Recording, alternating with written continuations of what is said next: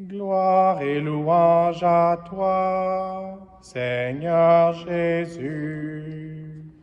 Gloire et louange à toi, Seigneur Jésus.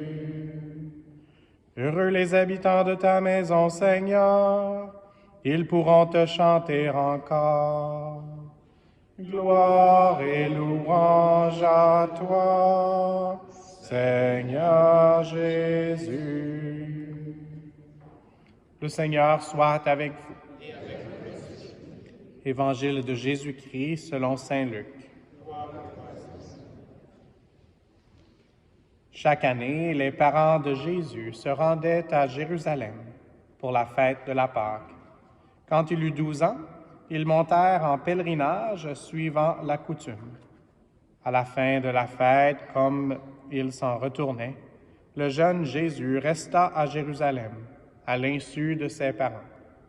Pensant qu'il était dans le convoi des pèlerins, ils firent une journée de chemin, avant de le chercher parmi leurs parents et connaissances.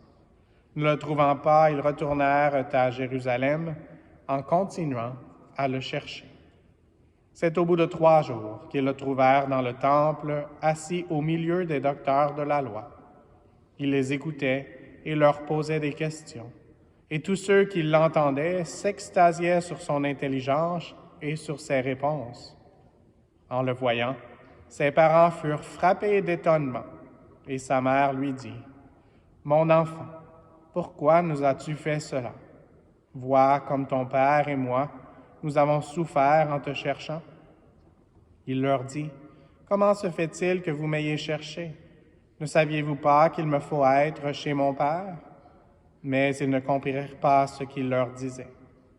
Il descendit avec eux pour se rendre à Nazareth, et il leur était soumis.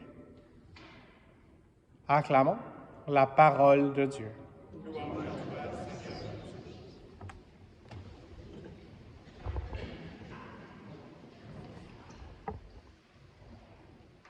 Comme le Père Kevin l'a mentionné, aujourd'hui c'est l'anniversaire de naissance de notre archevêque et il célèbre à l'oratoire Saint-Joseph, un endroit où je suis allé souvent quand j'avais des moments difficiles avec l'école, entre autres. Et donc, j'ai eu des bonnes confessions là-bas aussi, donc c'est un cadeau.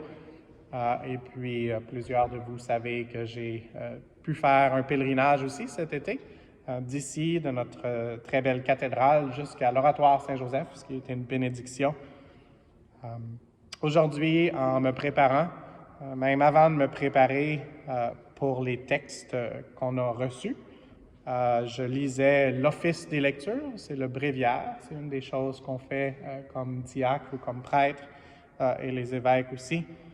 Et comme il a été mentionné dans la deuxième lecture aujourd'hui, il était mention d'Abraham, de Sarah et d'Abraham. Et donc ça, c'était le texte choisi pour la Saint-Joseph. Et ça venait pas de Romains, mais de Hébreux. Et ce qu'on a prié ce matin à l'Office des lectures était le suivant. C'est dans la foi, sans avoir connu la réalisation des promesses, qu'ils sont tous morts. Mais ils avaient vu et salué de loin, affirmant que sur la terre, ils étaient des étrangers et des voyageurs.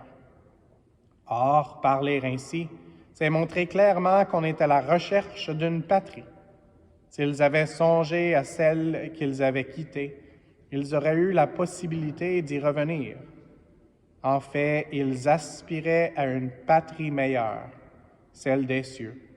Aussi, Dieu n'a pas honte d'être appelé leur Dieu, puisqu'il leur a préparé une ville.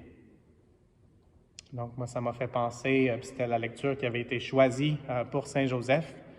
Saint-Joseph qui avait son endroit à Nazareth, probablement avec sa famille, aussi des clients, donc il y avait un bon job. C'est le patron des travailleurs, donc on peut demander aussi qu'il nous aide dans nos propres situations. Mais donc, Saint-Joseph qui a été appelé à des multiples déménagements. Et donc, ces mots qu'on a entendus, que je viens de dire, recherche d'une patrie, aspiraient à une patrie meilleure, celle des cieux. Et puis Dieu leur a préparé une ville. Dieu nous a préparé une ville. Et c'est quelle ville? C'est la Jérusalem céleste qu'on a en arrière de nous ici, dans cette belle cathédrale, dont une belle statue de Saint Joseph, très près de Jésus. Et puis à la fin de la messe, je vais vous inviter, si vous voulez, à vous approcher, puis je viendrai montrer l'endroit, mais c'est la première fois aujourd'hui que j'ai été frappé par une des façons dont Jésus est présenté après sa naissance. Et puis Saint Joseph tient le voile de la Sainte Vierge et puis il montre Jésus à travers le voile. Donc même si on avait utilisé cette image-là pour une carte de Noël il y a quelques années, je n'avais pas remarqué ça. Donc à la fin de la messe, après la bénédiction finale, on va faire la procession, puis ensuite on va revenir et si vous voulez, vous pouvez voir ce beau détail. Et donc d'une certaine façon, nous aussi, comme Saint Joseph, il était un étranger, il était un voyageur. Ici, on a beaucoup de touristes, on a beaucoup de pèlerins, on a beaucoup, et on espère être des disciples missionnaires. Donc, les touristes, ils viennent ici, puis parfois on est un peu touriste dans certains aspects de notre vie. Moi, le premier, going for the ride. On dit, on verra bien. On n'a pas un sens aussi défini que quand on est en pèlerinage, où on a un objectif, où on a une destination. Et donc, prions pour tous et chacun de nous, qu'on puisse vraiment être des disciples missionnaires. On peut dire, je crois que Joseph était un disciple missionnaire parce qu'il avait Jésus dans tous ses déménagements. Jésus était son bagage le plus précieux. Et un des titres que j'aime lui donner, c'est qu'il était le garde du corps du Christ. Et donc, quand il était appelé à partir pendant la nuit en Égypte, bien, il amenait le plus important. Et le plus important, c'est toujours Jésus. Il était comme le garde du corps du Christ, même dans le sein de la Sainte Vierge. Et donc, il amenait toujours avec lui le strict nécessaire. Il veut nous inviter à faire ça aussi, nous-mêmes, à amener toujours Jésus. À la fin de la messe, quand on va en paix, qu'on puisse amener Jésus. Et dans le drame de l'Évangile d'aujourd'hui, il semblait avoir oublié le strict nécessaire. Jésus, le strict nécessaire, semblait avoir disparu. Donc, Joseph et Marie avaient perdu leur trésor. C'est un mot qu'on utilise parfois pour appeler nos enfants. Et donc, ils le recherchaient, ce trésor. Ils étaient des chercheurs de trésors, comme nous essayons de l'être aussi. Et le trésor a été retrouvé dans le temple. Et nous aussi, c'est par le temple, c'est par l'Église.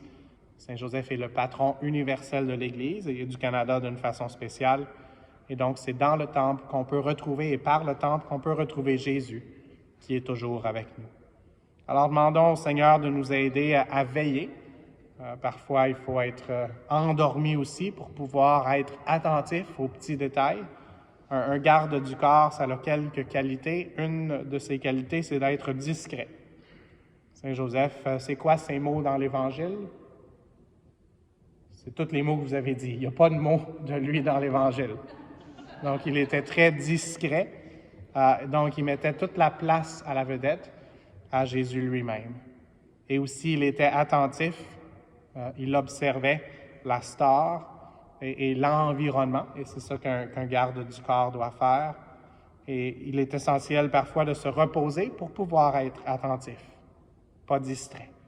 Et donc, une de mes dévotions de Saint Joseph, c'est Saint Joseph endormi.